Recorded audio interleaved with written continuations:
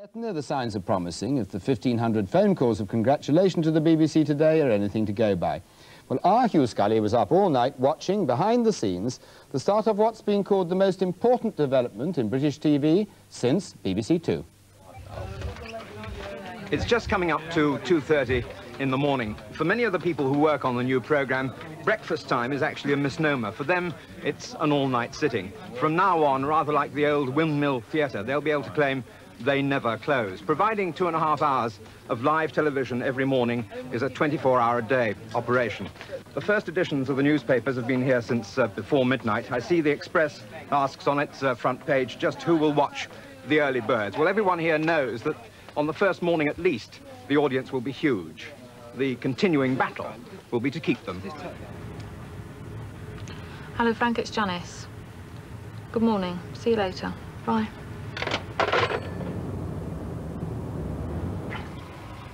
No greater love hath a man for Nationwide than to be caught shaving on a morning like this. The veteran of Grandstand and Nationwide, variously described in the press as the father figure and Uncle Frank, lives half an hour away by the Thames in Berkshire.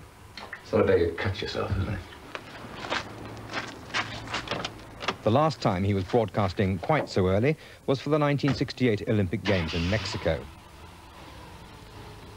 Long before the dawn chorus has even begun to tune up, he's on his way to work. Well, I tell you, if you have to commute, there's no doubt at all this is the time to do it. It's 20 to 4 in the morning, and those of you familiar with the M4 simply wouldn't recognize it. There's absolutely nothing in sight. Amazing. Find a seat if you can. For the past 6 weeks, getting breakfast television on the air has been Frank Boff's sole preoccupation.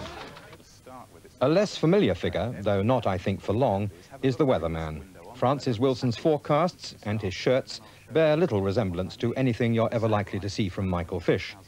His style and presentation is original, not an isobar in sight.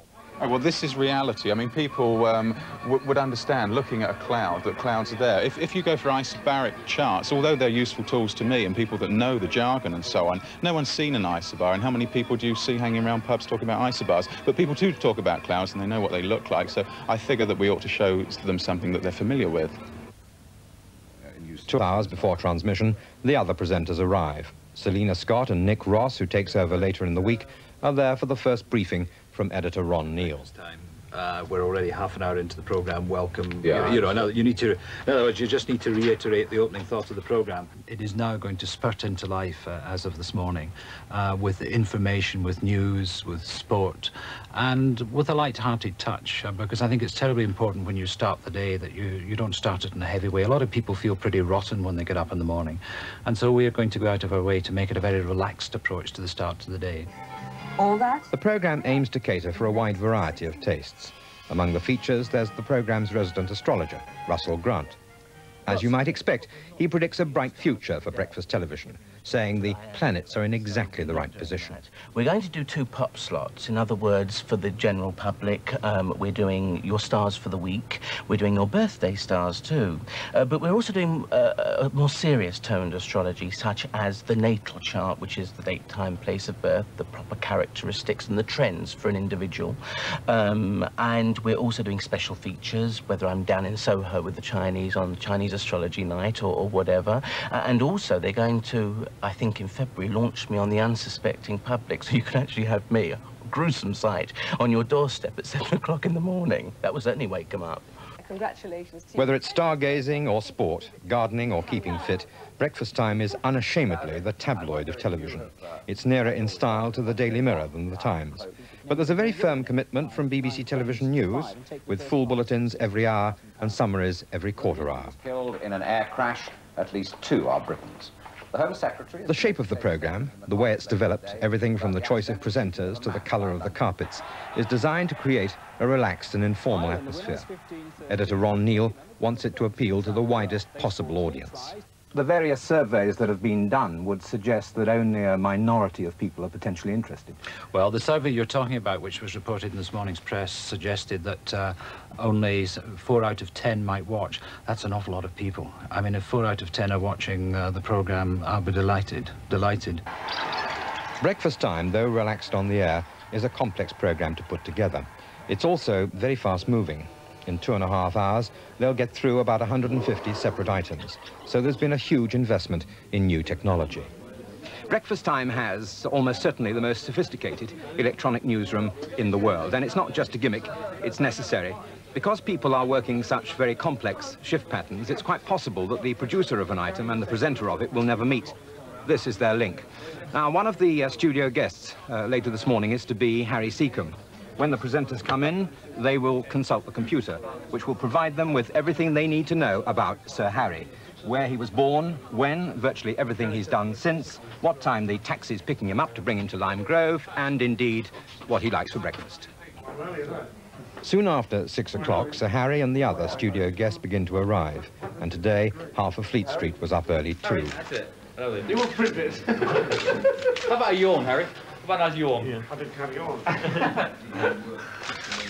Lovely. Can't you find someone better to photograph me? Norman St. John Stevens drops in to review the morning papers. You get up at this time of the morning, sir. What? Minutes later, it's 6:30, and breakfast television comes to Britain. Run VT. 5. This is BBC 4, One. 3. In a few moments, 2. it'll be breakfast time. 1. 0. We're on the air. We're on the air. Good luck. It's one thing we didn't forget to run.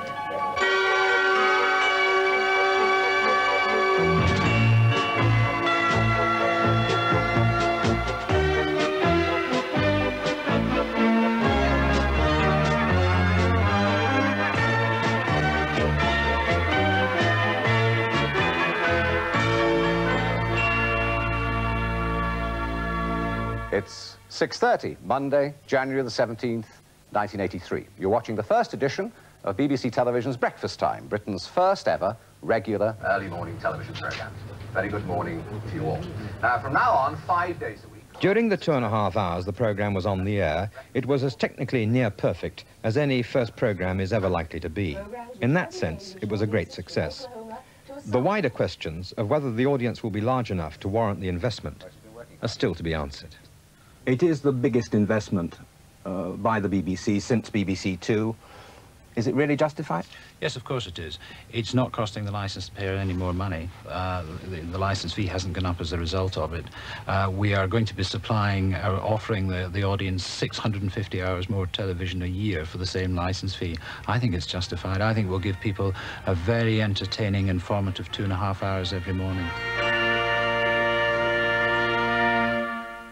Well, I woke up at 6:30 specially to watch them. I bet you any money they're fast asleep by now, not watching me.